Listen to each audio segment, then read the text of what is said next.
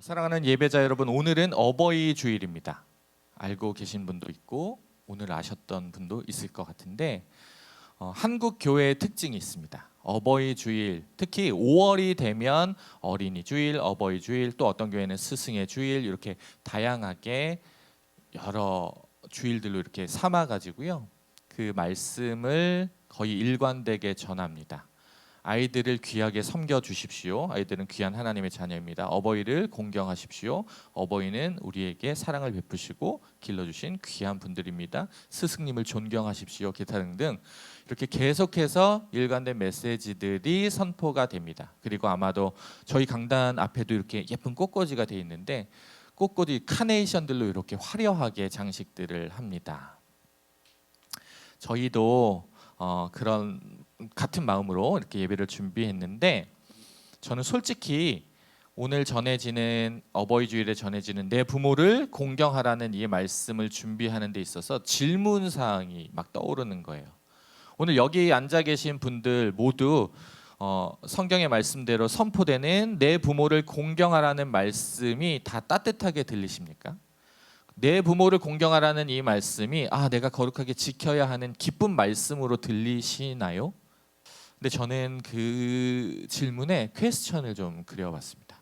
지금 우리가 사는 이 시대 때문에 그래요. 우리가 사는 이 시대는요, 가정이 많이 해체되는 시대입니다.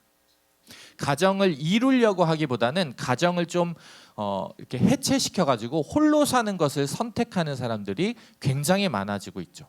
아무래도 그 역량이라고 따진다면 많은 매체들, SNS 이런 데에서 드러나는 가족들, 가정들의 피폐해진 모습 때문이 아닐까 생각이 들죠. 그런데 저는 생각해봤어요. 그럼 그 피폐해진 가정의 모습들이 갑자기 막 이렇게 나타난 걸까? 없었던 것이 생긴 것일까? 저는 그런 생각은 안 들고요. 이전에도 있었는데 잘 감춰왔었고 잘 숨겨놨었던 것이 방송 매체들이나 온라인을 통해서 막 드러나다 보니까, 있었던 것인데 숨겨놨던 것, 그게 드러나다 보니까 아무래도 이런 현상들이 많이 나타나는 것 같아요. 가정을 해체시키는 현상들. 특히나 우리 10대 친구들 가운데 학교 단톡방이나 SNS들 보면 가족 이야기할 때 이런 이야기가 많이 나오더라고요. 우리 집 되게 이상해. 우리 집 분위기 완전 엉망이야. 최악이야. 우리 엄마는 말이 안 통해. 내가 뭘 원하는지 모르는 것 같아. 이상한 사람이야. 우리 아빠는 더해. 말하기도 싫어. 왜 아빠가 항상 더 이런 취급을 받는지 모르겠지만 씁쓸하긴 한데, 아무튼 그런 것들이 공공연하게 이렇게 이야기되더라고요. 그러면서 저는 생각해봤죠. 누군가에게는 부모라는 게 내 삶의 근간이기도 하고 내 삶의 버팀목이기도 하고 참 감사하다라는 마음이 드는 것도 있지만, 다른 한켠에서 부모라는 존재가, 그 이름이 어떤 분에게는 깊은 상처가 되고 아픔이 되고 겨우 눌러놨던 것들이 다시 막 나를 괴롭히는 순간이 되지는 않을까. 아마 우리 가운데도 그런 현상들을 겪고 계신 분들이 있을 거라고 생각이 됩니다. 저도 잘 몰랐었던 건데 방송을 통해서 많이 알게 된 가정의 폭력, 언어 폭력, 아이들을 방치하고 무관심하고 부부간에도 서로 대면이면 그나마 다행인 정도로 가정이 해체되는 이 순간에 성경이 명령하고 있네요. 내 부모를 공경하라고. 이게 어떻게 들릴까? 어쩌면 이게 너무 가혹한 말씀이 되지는 않을까라는 생각을 해보게 되었어요. 성경은 왜 이런 질문을 하는 것일까? 왜 이런 명령을 하는 것일까? 그럼 우리는 자연스럽게 정말 부모를 공경해야 되는데 우리 부모님은 안 그런데, 우리 가정은 안 그런데, 이게 실질적인 믿는 사람들, 교회 다니는 사람들의 실질적인 말 못하는 고민이라고 생각이 듭니다. 다 이런 고민들을 가지고 계실 것 같은데 입 밖에 꺼내지 않은 것뿐이죠. 그냥 없는 일처럼 여기는 것뿐이죠. 그러면 이 말씀은 잔인한 말씀이네, 성경 말씀인데 받아들이기 힘드네, 그럴 수 있을 것 같아요. 근데 그게 우리가 이 말씀을 굉장히 오해하고 있어서 그렇다고 저는 깨닫게 되었습니다. 우리는 부모님과 문제가 생겼을 때요, 그거를 해결해 보려고 다양한 노력들을 해봤을 것 같아요. 과거의 일이야. 그래서 내가 기억해내지 않겠어 하고 잊어버리려고 애써 보신 분들도 있을 거고요. 어떤 분들은 아니야, 회복될 거야, 좋아질 거야라는 기대감으로 오늘도 견디고 어제도 견디고 그저께도 견디면서 희망을 끝까지 품는 사람들도 있을 것 같고, 또 어떤 분들 같은 경우에는 마치 드라마처럼, 영화처럼 리셋 버튼 딱 누르면 가정이 완전히 바뀌는 거죠. 부모님이 확 바뀌는 거예요. 그래서 너무 좋은 부모님들이 갑자기 내 부모님으로 딱 나타나는 것을 희망사항으로 꿈꾸기도 하죠. 근데 그거는 희망사항, 영화, 드라마지 실질적인 우리 현실은 아니죠. 가정 안에서요, 다친 것들, 가정 안에서 아픈 것들, 상처 입은 것들은요, 굉장히 많은 영향을 주게 됩니다. 우리의 일평생에 영향을 주게 마련입니다. 가정 안에서 겪었던 내 경험, 판단, 생각들이요, 상처라는 틀 안에 이렇게 가두게 되면 그 상처를 갖고 가는 사람들은요, 한 발 내딛는 게, 새로운 미래를 꿈꾸면서, 긍정적인 미래를 꿈꾸면서 계획한 것들로 내딛는 발걸음이 천근만근입니다. 내딛지 못해요. 너무 아픈 현실입니다. 그런 가운데 공경하라는 말씀이 주어지면 이거는 감사함으로, 존중하는, 존경하는 마음으로 이룰 수 있는 말씀이 아니고 무거운 의무, 짐으로 지어질 뿐입니다. 그렇다면 왜 성경은 이런 현실 앞에서 공경하라고 할까? 부모님을 공경하라고 할까? 사실 이 말씀은요, 굉장히 혁명적인 말씀입니다. 오해하지 마세요. 이거는 혁명적인 말씀이었어요. 이 당시 바울이 살던 이 시대가 로마 제국이 있던 시대의 상이거든요. 로마 제국은 절대적인 권력, 힘을 가지고 있던 시대였습니다. 로마 제국이 갖고 있는 힘의 근간을 막 찾아 들어가다 보면 라틴어로 이렇게 써 있는데, 파테르 파밀리아스라는 것이 모든 질서의 기본입니다. 이게 뭐냐? 파테르 파밀리아스, 가족의 아버지라는 뜻인데요. 이렇게 해석되는데, 가족의 아버지, 되게 멋있게 포장한 것 같지만 사실 이 뜻은 뭐냐면 가부장권을 이야기하는 거예요. 이걸 좀 더 풀어보자라고 한다면, 아버지는요, 자녀에 대한 생사 여탈권을 가지고 있었어요. 유식한 말 좀 써봤는데 쉽게 말하면 자녀 목숨권을 쥐고 있었다는 거예요. 자녀를 살릴 수도 있는, 죽일 수도 있는 권한이 아버지에게 주어져 있었습니다. 그게 로마 질서 체계 안의 근간입니다. 자녀에 대한 생사 여탈권뿐만이 아니라 소유권도 가지고 있었어요. 소유물처럼 여겼어요. 하나의 물건처럼 여겼죠. 그러니까 이 재산을 잘 건강하게 키우는 이유는 내 재산을 불리는 것과 같은 말이었던 거예요. 건강하게 잘 길러서 어떤 집안과 결혼을 시켜서 내 집안이 더 튼튼하게 되는 것, 이게 목적이었던 거예요. 이게 로마 시대 질서 체계를 유지하는 법이었습니다. 그 시대에 써진 말씀이 바로 이 말씀인 거예요. 내 부모를 공경하라. 여기까지만 들으면 계속 오해가 쌓일 수 있어요. 근데 조금만 더 살펴보면 약간의 차이는 있긴 한데요, 로마 시대에만 그런 가부장권이 있었던 게 아니고요, 원래 그 이전부터도 중동 문화, 이스라엘이 속하여져 있는 중동 문화 안에 보면 가부장제가 있었습니다. 오랫동안. 한국 땅은 어떻습니까? 유교 사상 안에서 오랫동안 가부장제가 있었습니다. 근데 이 가부장제도요, 뭐 생사 여탈권까지는 아니지만 개인보다 중요한 건 우리 가문이 중요하다는 뜻이에요. 우리 가문, 우리 전통, 우리 역사를 위해서 개인은 희생해도 되는 거예요. 그런 뜻이거든요. 그러니까 자녀들은 늘 희생당하는 입장에 있었던 거죠. 근데 그럼 아버지는 왜 희생당하는 입장이 아니야? 그 모든 권력을 유지시키기 위해서 한 곳으로 권력을 집중시킨 구조, 그게 가부장제인 거예요. 그러니까 아버지 말 한마디에 집안이 오락가락할 수 있는 거예요. 그러니까 로마 시대에도, 유대 문화 안에도, 한국 사회 안에도 이 가부장권, 가부장제 때문에, 숨막히는 구조 때문에 이 말씀, 내 부모에게 순종하라, 내 부모를 공경하라는 말씀이 아프게 들리는 사람들이 많아지게 된 겁니다. 근데 왜 이게 혁명적인 말씀이냐? 중요한 부분은 이 숨막히는 구조, 세계 안에서 바울이 선언하는 것이 있는데, 자녀들아 주 안에서 너희 부모에게 순종하라고 얘기합니다. 내 아버지와 어머니를 공경하라고 합니다. 근데 여기서 제일 중요한 선언이 들어갔어요. 두 단어, 주 안에서, 엔 크리스토가 들어간 겁니다. 이 단어가 엄청나게 중요한 겁니다.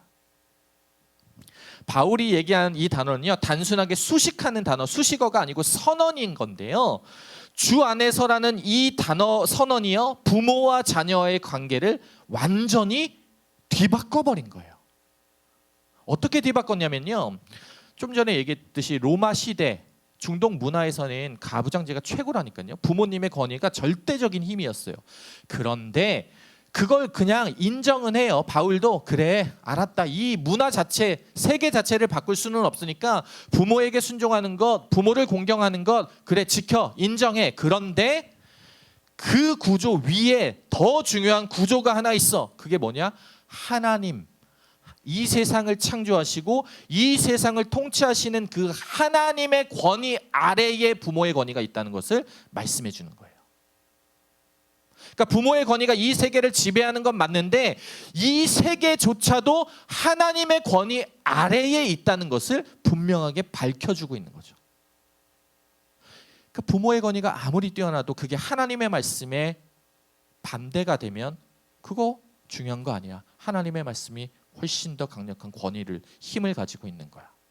그리고 그 하나님의 권위 아래에 있는 모든 권위는, 모든 존재는 동등한 거야. 물론 부모님을 공경해야 되지만, 그래서 4절 말씀에 이렇게 얘기해요. 우리가 오늘 읽지는 않았지만, 아비들아 너희 자녀를 노엽게 하지 말고 오직 주의 교훈과 훈계로 양육하라고 이야기합니다. 다시 말하면 아버지 말씀 잘 들어, 절대적으로 복종해라고만 하는 게 아니라 당신들이 자녀를 섬기고 주의 훈계와 주의 교훈을 줄 아셔야 됩니다. 부모님 아시겠습니까? 이 얘기를 해주는 거죠.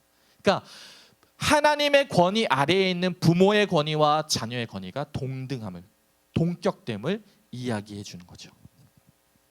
이것은 그 당시에 로마 문화에 충격을 준 거고요. 중동 문화, 유대 문화에 엄청난 선언을 한 겁니다. 그리고 오늘 우리에게도 선언하는 거죠. 그럼 이제 핵심 질문으로 들어가 볼까요? 우리가 제일 궁금한 부분. 오늘 우리에게, 여러분들을 포함해서 오늘 우리에게 씻을 수 없는 상처를 입힌 부모님을 어떻게 공경할 수 있을까? 오늘 우리를 깊은 절망감에 빠지게 하고 좌절감을 느끼게 하고 자괴감에 빠지게끔 만든 그 부모님을 어떻게 공경할 수 있을까? 좀 더 심하게 얘기해 볼게요. 죄송합니다. 부모님 같지 않은 부모, 자격 없는 부모를 어떻게 공경할 수 있을까?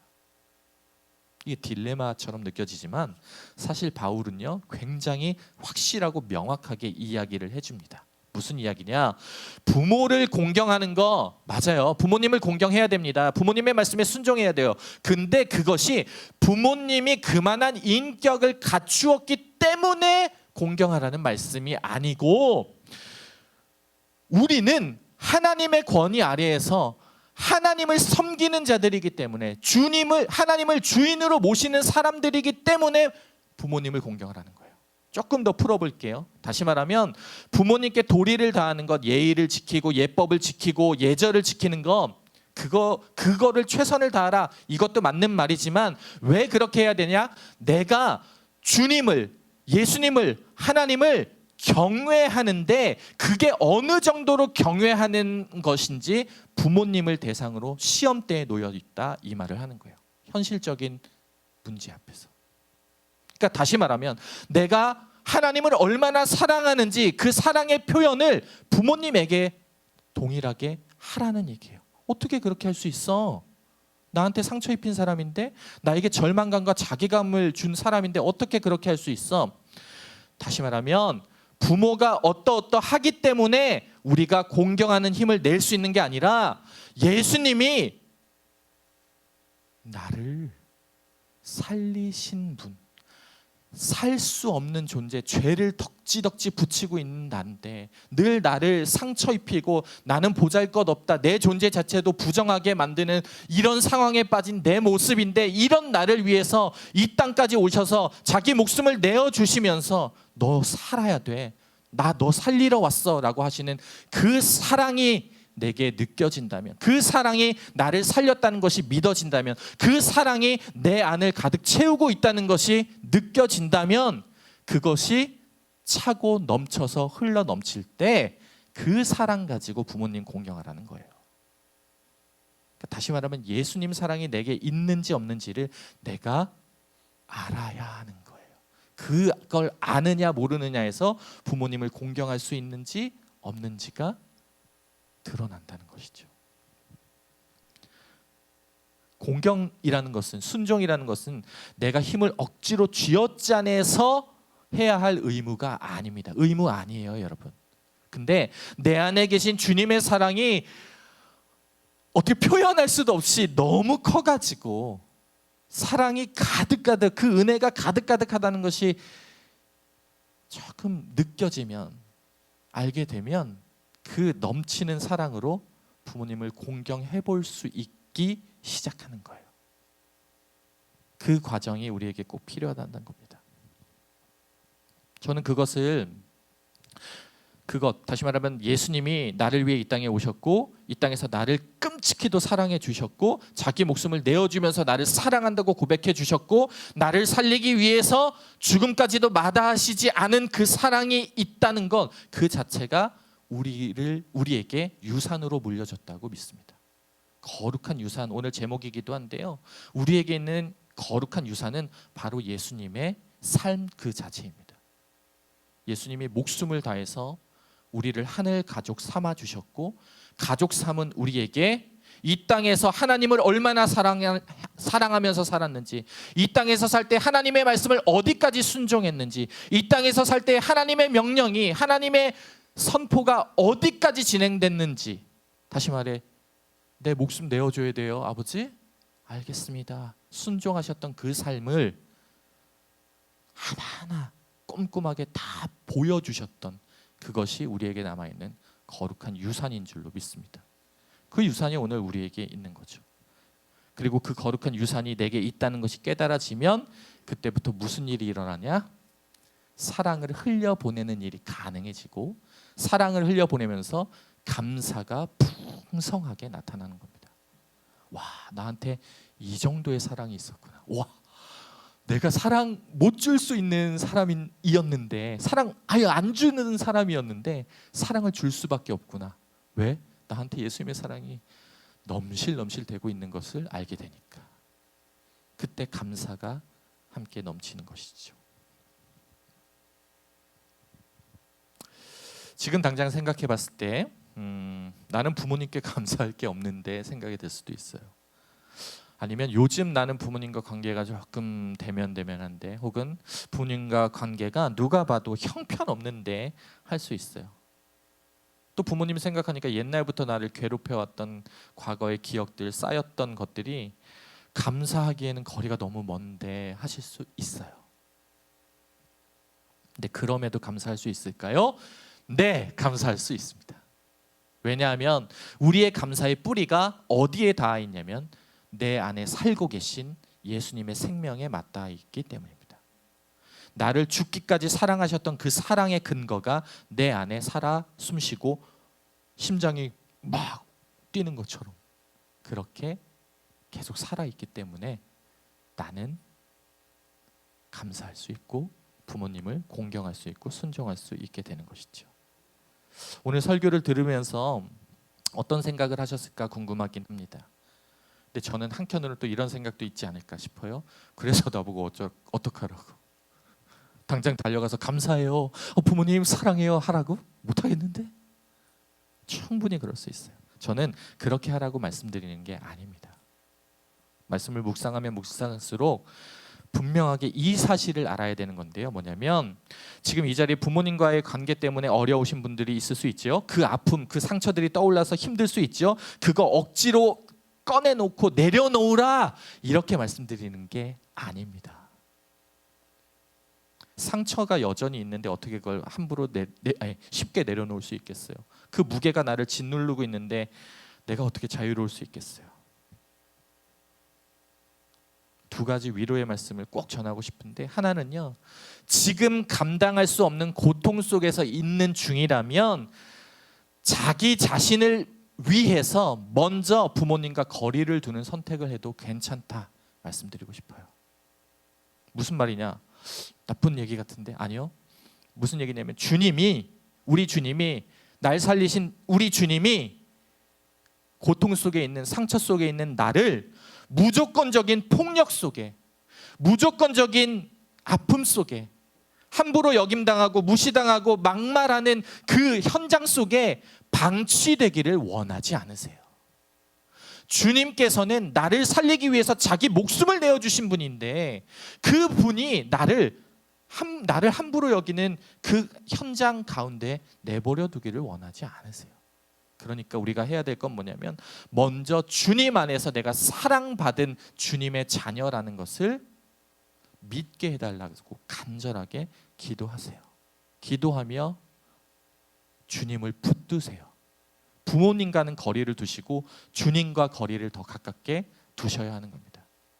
그리고 두 번째로는, 나는 부모님 마음대로 할 수 있는 소유물이 아니라 예수님께서 목숨 바쳐서 살려내신 고귀한 생명이라는 것을 선포하면서 살아주세요. 내 목숨은, 물론 육적인 목숨은 부모님을 통해서 온 거는 맞습니다만, 그거보다 더 중요한 건 내 영생을 살리시는 분은 우리 주님이시라는 것을 선포해 주세요. 그 선포를 할 때 내 정체성이, 내 삶의 근간이, 내 목숨, 생명의 뿌리가 주님께 맞닿아 있다는 것이 깨달아지실 겁니다. 여러분 자신을 먼저 존중해 주시고, 여러분 자신을 먼저 사랑해 주시고 공경해 주시기를 진심으로 권면합니다. 우리를 하늘 가족으로 삼아 주신 우리 주님께서 우리에게 거룩한 유산을 흘려보내 주셨습니다. 그 거룩한 유산은 예수님의 목숨입니다.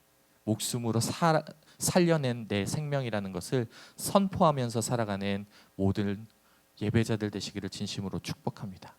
부모님에 대한 공경은 그게 먼저, 예수님을 먼저 깨닫고 예수님이 채워주신, 차고 넘치도록 채워주신 사랑이 넘실넘실 흘러 넘치게 됐을 때 거기서부터 공경하시면 됩니다.